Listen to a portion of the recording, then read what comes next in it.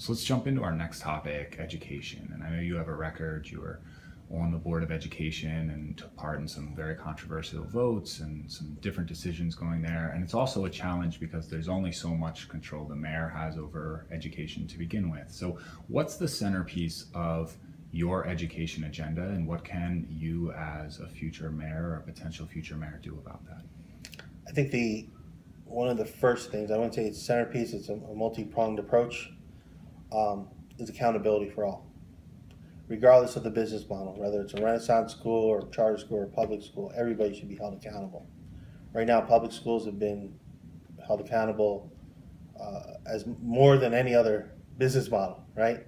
We're losing schools, we're losing staff, we're losing income.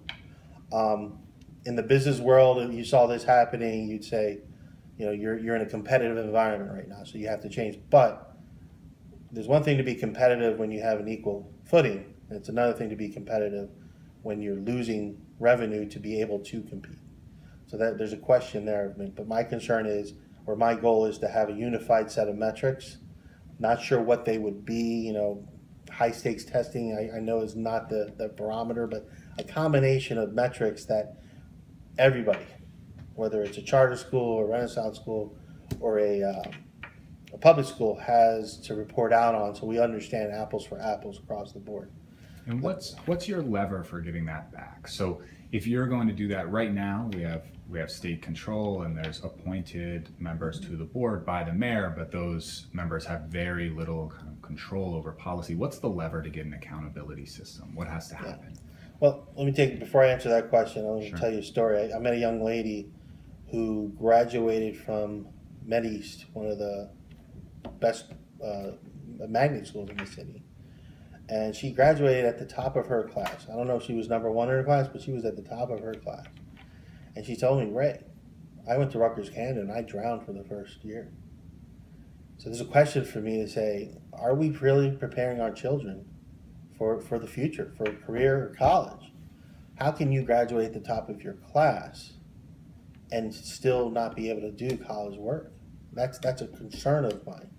When it comes to the levers and the leverage, I will work to build a coalition of similarly situated cities across the state of New Jersey, with the Newarks of the world, the Jersey cities, and so on, and build a coalition, and go to the state house and lobby for local decision making, local control of the decision of approving or revoking charters.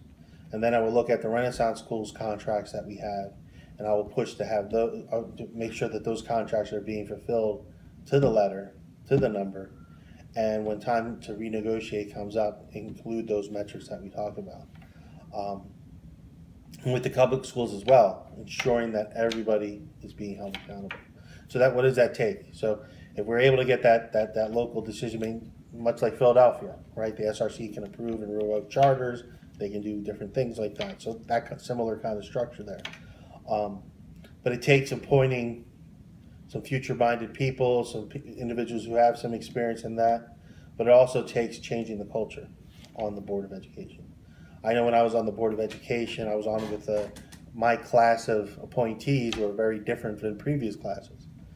We had Sean Brown, we had myself, we had Catherine Rebai.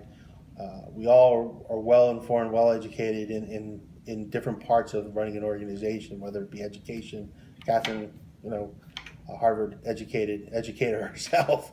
Sean with his work as a master's in public administration, and myself in business and nonprofit development, organizational development. And during those 3 years, we all started out in 2010, 2009, and as time went by, we became better and better board members, to the point where we had a strategic plan put in place, first one in more than a decade.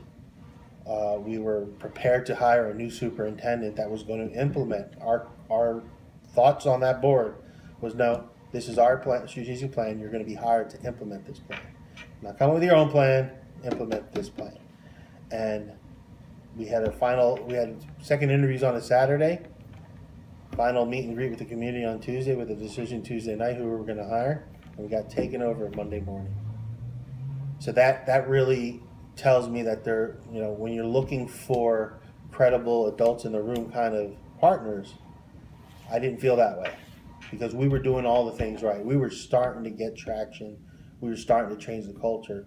But in my tenure, early on, when the new class was coming up, I would try to recruit people, my friends. Hey, consider running for the school board or throwing your hat in the ring for an appointment.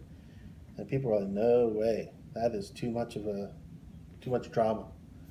3-hour meetings, doesn't seem like anything's getting done, all those different things that you hear. And we got to change that culture. We really got to change that culture and really put in place those individuals that have some expertise, some experience, but also the passion for the community, passion for the children, whether they're in a public school or a Renaissance school or a public school. Right. So a lot of the work comes around governance and around time when youth are in schools, but the mayor also has some direct influence over when youth are outside of schools and recreation. Is there a project or an initiative that you're looking to start up with youth or continue or grow or shrink for youth outside of the classroom? I think there's, some key aspects. There's arts and culture, recreational athletics, and a job, right? Growing up, I started working when I was 9 years old. I was delivering newspapers until I was 15, and I was able to get a job at Roy Rogers, and I worked at Roy Rogers for 3 or 4 years until I went to college, and I worked in a hotel in college. So having a summer job or having a job period during the school year is helpful in developing the character and experience of young people. Have a little money in their pocket, they're able to learn how to use that money, so on and so forth. Recreational, looking at how do we expand recreational opportunities in an organized and credible way to ensure that our kids are playing in a safe environment, they're learning good leadership skills, they're learning good sportsmanship and the like. And then arts and culture, having those opportunities. So I wouldn't say that it would come from the mayor's office. Again, for me, it's all about collaboration, bringing people together. There's so many programs out in the city doing similar work. It's just getting everybody around the table and saying, hey, we've got 15,000 school-age children in the city of Camden. How do we get them into something? And again, using community benefit agreements as a way to fund those activities and those initiatives.